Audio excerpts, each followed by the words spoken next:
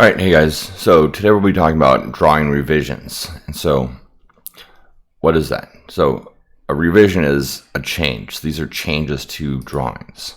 And whenever there's a change to the part, it needs to be noted on drawing that there's been a change. Revisions can be started by marketing. So maybe something's designed, manufacturing makes a sample. They give it to marketing, they bring it to some customers, and then based on the feedback, marketing might say, oh, they like this, but can you make it taller or wider or change this or whatever? So they might start the process. Manufacturing can also start the process by, if they're in the process of trying to make it, say, hey, if you change this or this, it'd be easier to make. And so those are usually welcome changes. Or engineering could just have a new idea on how to do something and make a change, and that'd be a revision also.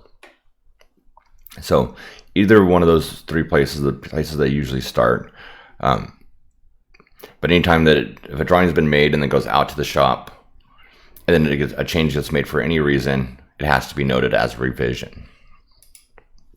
So here's an old drawing. So this drawing is dated 1931.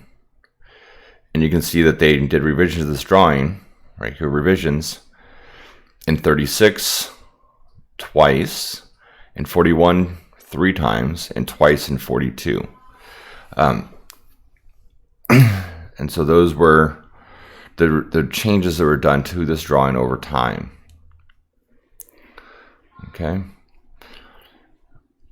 So look at the next one. Here's another drawing. Revision blocks up here, and it'll tell you here what changed. So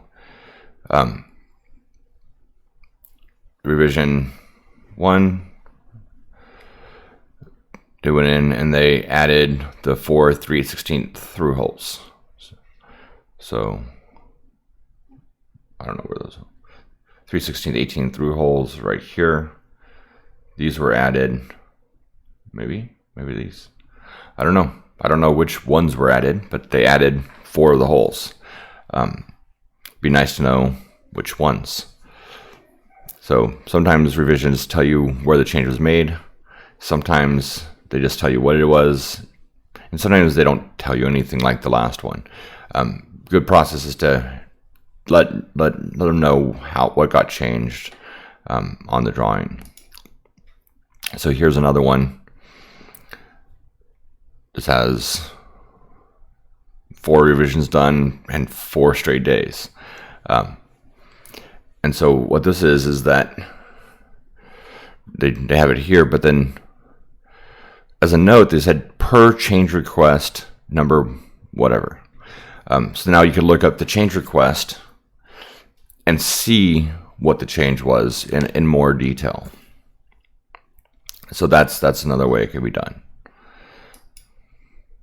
So speaking of change requests, that's how the process starts. The names vary a lot. It could be engineering change order, engineering change request, project change request, engineering change request, engineering claim change request. Kind of a generic term is an ECO, engineering change order. That's kind of what gets the process started. But they could have lots of different ways it's done. So some, like this one, it asks for that kind of information about the project and the person asking for the change, then a written description, and then details of what's happening and how that impacts the rest of the project. Here, again, kind of same stuff, just a different form. Here's another one, same kind of a thing. This one asks a little bit more. Okay, why is it being changed? Asking for some cost breakdowns and tool breakdowns and stuff like that on what's going to be needed to do it. This one's a little bit more kind of open.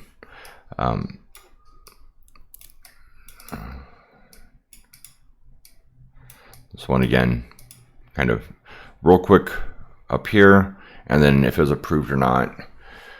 It's always usually good when someone's doing a change request. So if you get a part to make and you realize, hey, if it had this, like it had a notch here so it would fit together better, or to help locate it before it's welded or whatever, that'd make this drawing easier. It'd make this part easier to make. You could do that and then put a drawing in and with a red line kind of sketched on of what the change would be. So that's there. So if we look at our drawings that we're looking at, so here's one that has a revision. I have the note to reduce the overall height, CECO, whatever that is, and it calls out revision A. Revision A is shown down here in the title block. And there's also this little triangle with an A in it that's next to the thing that was changed. That's something that I learned in my first job and I've always done since then. So again, here, the A is there. It tells me, okay, this is the dimension that got changed. Again, here, this one, first time I sent it out, didn't have any dimensions. Because I was just showing them the overall. Then I went back and added the dimensions, had to do a revision to it.